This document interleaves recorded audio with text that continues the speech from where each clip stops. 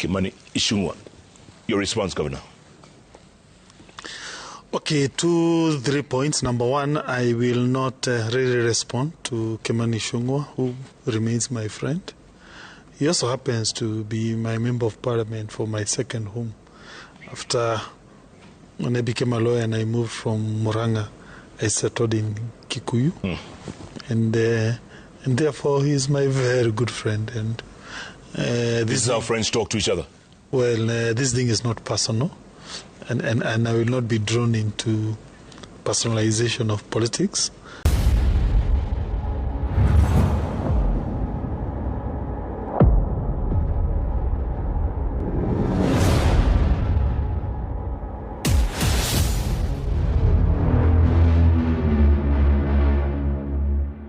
Welcome back, ladies and gentlemen, and thank you very much, guys, for your greatest support. Now, fellow Kenyans, let me say this, that yesterday night, I didn't concentrate too much on Irungu Kangata's interview together with Jeff Koinange, because let me just say that I was not not feeling well. I was a little bit tired and sick.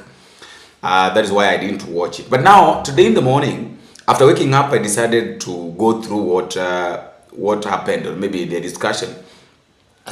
And let me tell you this, truth of the matter is, majority of the people, or most of the people, normally ignore Irungu Kangata.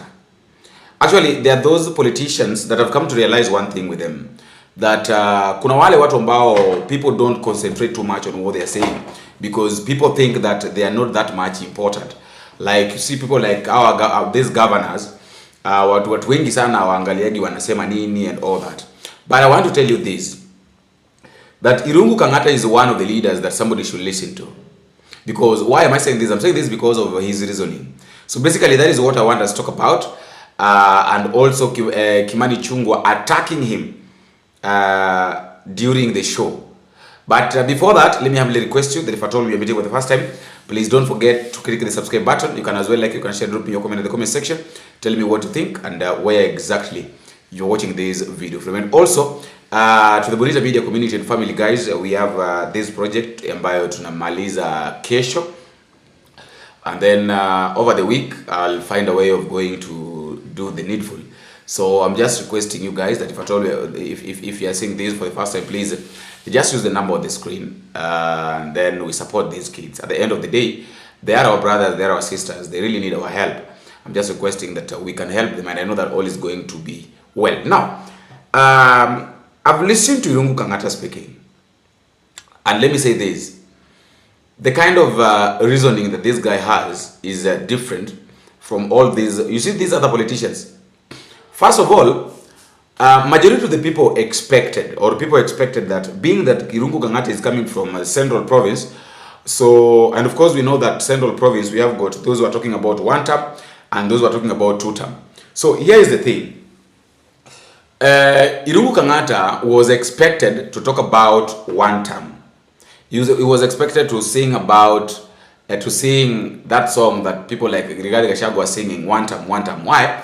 Because during the day before the interview, that is yesterday, before the interview, he had a press briefing where he was talking about him not going to vie using UDA. Of course, anybody who is not going to vie any position using UDA, automatically that is that person is communicating and is trying to say that, look guys, I'm supporting one term narrative, I'm not supporting two term.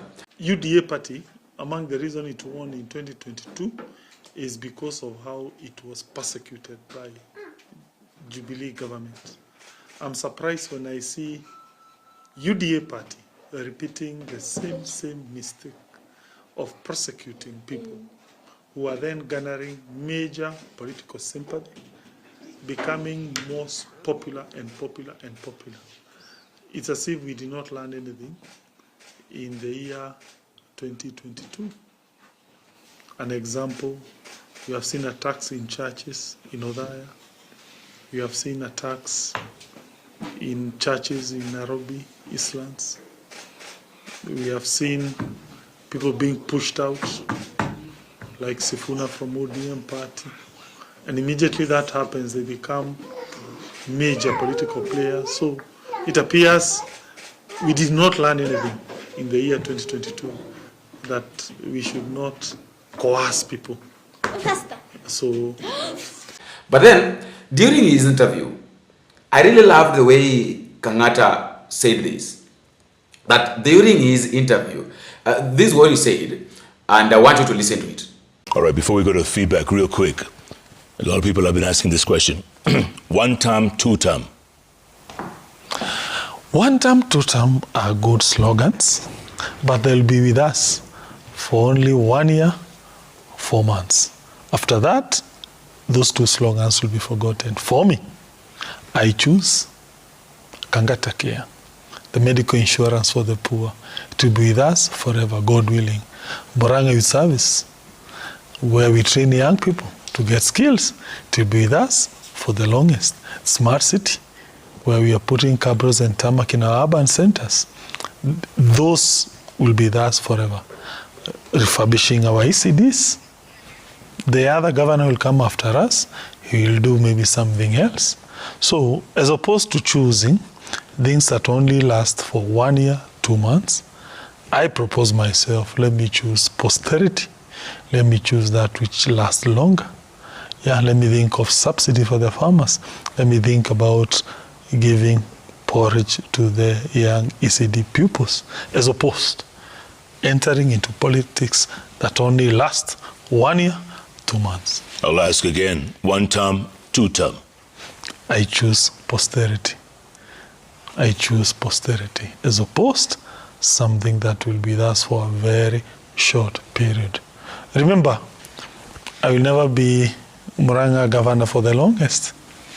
I'm only there for only 5 years. God willing, if I get another opportunity, another 5 years, somebody else will come. Yeah. Let us think about legacy, our position in history.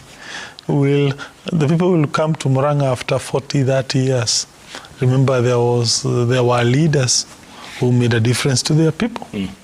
I think for me that's more important than talking about one term, two term. But Governor, you love sitting on the fence, don't you? No, I love sitting where I think it's the right thing to do. I think I have pronounced myself on political issues today, and it was aimed to remedy that accusation. That's it. What would Kenneth Matiba, Robert Rubia, Charles Rubia, what would they think of you right now? Of what you've done, what you've accomplished, what you've been, and you're sitting on the fence? What would they think of you? I don't know. I think that is better judged by whoever we write history. I think on the political situation today I have talked. I've given my views on the way forward. As to which party I will join, I will make the declaration soonest. And that's it. But I've decided to talk my political thoughts. All right. Now, can you imagine that that is somebody whom other people expect to talk about one term? And you've listened to the way he's spoken. So that one tells you that this guy knows what he wants. At the end of the day, you heard him saying that the issue of the narrative of one term or two term is going to come to an end in 13 months from now. But what about the project that we're supposed to do for the people? What about the development that we're supposed to do to the people? Now, I want us to take a look at this. Try to look at this country right now. Just try to look at what is happening all over the country with our leaders. They are talking about two term, talking about one term. But the question is, after the general election, whether William Ruto succeeds or fails, after the election in 2027, that one term or two term, will it still be there? If you are a leader and you've been singing one term, you've been singing two term, do you really think that that one term or two term will do developments? Why can't you do development to the people so that when you'll be coming to sing about one term or two term, people will be considerate? Because, there are those, I believe, that there are those things that people can consider. But there are those things that people cannot consider. So here is my question. How do you expect people to consider what you're saying or what you're doing if you as a person, you're not giving them that chance? Is it worth it? No, truth of the matter is it really worth it? Is it really making any sense? Because I'm really failing to understand that. But they automatically, I'm failing to understand such kind of thing. So basically, what I want you to listen to is the interview. And I've also had the Kangata. I don't know why Kimani Ichungwa is one of the people that I normally say that atashindwa asubuhi na mapema sana, because of the kind of the behavior, the way he behaves tells a lot about him. And I really don't know why Kimani Ichungwa normally thinks that he can do things the way he wants, or maybe he can say things the way he wants to say them, and maybe succeed. That is one thing that I'm really failing to understand. Anyway, let me give you a chance to listen to this interview, and then after listening to it, you will tell me what you think at the comment section. Please watch the full interview. Oh, Kikuyu MP, my bad. Remember our Lavington meeting in the time of impeachment? That is what would constitute exerting pressure. The kind of pressure you were exerting to be named deputy president. I gave you my peace of mind on your candidature and the politics of hypocrisy that I read in your quest. I am still of the same view today as I shared with you. Desist from name-dropping my name to please Gachagua to drop your competitors. Pay the ransoms he demands if you desire to be his candidate. And then he goes on to say, my brother, do you really want me to disclose to the people of Murang'a full details of our Lavington meeting, including what you did with Murang'a resources? It is not in your interest. Fight your battles and keep off name-dropping to advance your hypocritical politics of deceit. I have chosen this public response since you chose to use that same route. Let me know if you desire a full disclosure of what I know and what you know I know. Good evening, Governor. That was on X earlier on today. Kimani Ichungwa, your response, Governor. Okay, 3 points. Number one, I will not really respond to Kimani Ichungwa, who remains my friend. He also happens to be my member of parliament for my second home. After when I became a lawyer and I moved from Murang'a, I settled in Kikuyu. And therefore he is my very good friend. And this is how friends talk to each other. Well, this thing is not personal. And I will not be drawn into personalization of politics. And I know Kimani, from where I see it, he remains a good friend. And I really apologize, by the way, if he's doing this because of what mentioning his name in my presser today. I think I'm sorry. That was not my intention. The full details of my candidature, or okay, let me say supposed candidature to become the deputy president after the impeachment, for now I do not intend to talk much about, because okay, was there a Lavington meeting? Let me say it's too deep, and when you become a leader, there are things you get to know which fairness demand you never disclose, otherwise you will lose respect amongst various players in the political space. And therefore, that issue, which is quite deep, and I wish Kimani calls me in private, I will tell him the truth story. I would propose I keep it at that. Yeah. Yeah. I forgot to mention Sifuna. What do you think of Edwin Sifuna?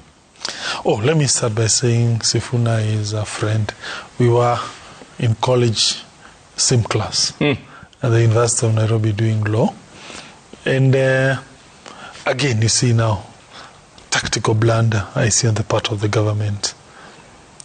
One, the decision by ODM to push him out. I think they should have thought a little bit harder how to contain him. But I don't know by whose behest he was pushed out. He grew. His meetings, then we would see tear gas being thrown. Again, he grew.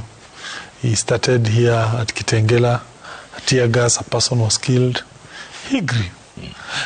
And for me, I have a problem with that kind of a tactic. We are only 1 year to the election. When you deploy hard tactics, you're only helping your adversary. And I have no doubt that those actions, including the molesting of Senator Osotsi, they have only made Sifuna Group quite a strong political force. I would urge UDA, the government, to adopt persuasion, to adopt seduction as opposed to coercion. Yeah. Would you support someone like that if he ran for president? Oh, let me wait for him again to give us the manifesto. I told you, the bottom line has to be, what is your agenda? To what extent do you believe in, do you conceptualize where we are as a country, where we are as Africans, and what are the solutions to our problems? And how do you well articulate that agenda? So from where I see it, I'm still waiting to see who can be able to inspire us towards that a better Kenya. Who knows, maybe even UDA might take remedial measures. I'm only urging them, and I've said it again, and I repeat, one, to avoid violence, or rather, even if that violence is being done by the opposition, fine, they arrest those people. That's one. Two, policy clarity, particularly giving those three agendas priority. How for that? Tell me something, come 2027, would you vote for William Ruto? Let me say, and I want to repeat, that William Ruto is a personal friend. Is a very, very good personal friend. In fact, I feel so bad that some people are trying to put this as if it's a personal tiff. No, just like the way you have some disagreements, political, on matters principle, how you conceptualize leadership and how to push ahead. So for me, I have nothing personal against him. And it is pure an issue, a small issue on political strategy. You still didn't answer the question. You're just on the fence here. Would you vote for William Ruto come 2027? I've said I will make that decision when the time comes, not now. It's just like evading things, Governor. You know that. No. You just can't give a straight answer. No, I'm just talking the truth. Why? I mean, why can't... No, I don't make... What's going to change between now and 15 months from now? Who knows? Who knows? Some of these things are remedied. I wish to see a Kenya where, I've said and I want to repeat it, we don't have political violence. No, you remember, Murang'a is the county that birthed Kenneth Matiba. It birthed Charles Rubia. It birthed Njiri, who stepped down on behalf of Kenyatta. It's a county that has been at the center of political democracy. And therefore, when I see our politics becoming violent, and when I look at the action the government is not taking, I'm not happy. Surely, I'm from Murang'a. We believe in democracy. I would propose, who knows, there will be some remedial actions when we don't politicize the state where it is used to punish your political opponents. Who knows? Are you afraid of the goonism? The rise of goonism. I am very much. What kind of a society are we setting for our children? What kind of a society is that? When you see goons, surely, I'm sure you saw what happened to my brother, Senator Osotsi. Is that the kind of country we want? It is not. It is not at all. What is your ground saying? They always say, ground mambo ni tofauti. What do they say? Don't forget, Jubilee still has a stronghold in central Kenya, in Mount Kenya, so, and DCP as well. So which party are you going to go for? I'm here to decide. Okay. Are you being re-elected as governor, or are you going for something else? I'll be seeking to be re-elected as governor. Not president? No, I don't want. In fact, I do believe that strictly speaking, the interest of Dr. William Ruto as a presidential candidate, the interest of Professor Kithure Kindiki as the deputy president, they do not conflict with my own interest. Why? Because I do not seek to become the president. I do not seek to become the deputy president. I'm only, for now, interested to defend my seat. And therefore, at times when I see the kind of reactions from those who are supporting, let's say, UDA presidential candidate is against my position, I don't understand. Because I'm just interested in my very small seat of Murang'a governor. Let me ask. And therefore, strictly speaking, this should not even have been an issue, because it is about what the people of Murang'a have told me. Okay, so why not resign now and let Murangans decide? I've said that for now I still want to remain a member of UDA party. I've said that I do have programs in the county, which by the way, some of them is a collaboration with the national government. I'll still push them. But Murang'a people will have an opportunity within the next few months to make a decision as to whether my thoughts are right or wrong. Yeah, you don't seem... Would like you to have a final word. Give us final thoughts going forward. Now that you've made this decision, 15 months to go before the general election, what do you tell Murangans going forward and Kenyans? Okay, for Murang'a, I think I will just tell them we concentrate with what we have been doing. We have a lot of work to do, which remains unfinished. And therefore, we should not allow this to distract us. I think also, when I go back there, I will also tell the people to, okay, even leaders, whether MCs, to desist on politics. We just do the work that we have been elected to do, because I think that's the right thing to do. And also, this week and next week, I'll be going around in the county doing public participation, training people on that My Murang'a app, on avocado farming, and that's it. And then, of course, we are doing budget. This will be our last budget. We push ahead. And then when we talk of the nation, well, let me say that, one, I strongly believe and I pray we have politicians and leaders who give priority to those 3 policy areas. I believe that we don't have the luxury of time as Africans to be people who produce things, who produce goods. Yeah, and therefore manufacturing has to be our number 1 priority. And of course, health and education. As to the politics of this country, well, it's not personal. I really pray people don't take it personal. You look at politics as it is, as opposed as it ought to be. You have to differentiate that. You look at a political reality the way it is appearing, and you look at it objectively, and then you look at it without putting your personal views into it. Yeah? Yeah, you mix yourself and your emotions into how you are judging political reality. You've been talking about manufacturing, education, health. Is that the initials that I see on your shirt right there? Yes. Is that what they are? Yeah.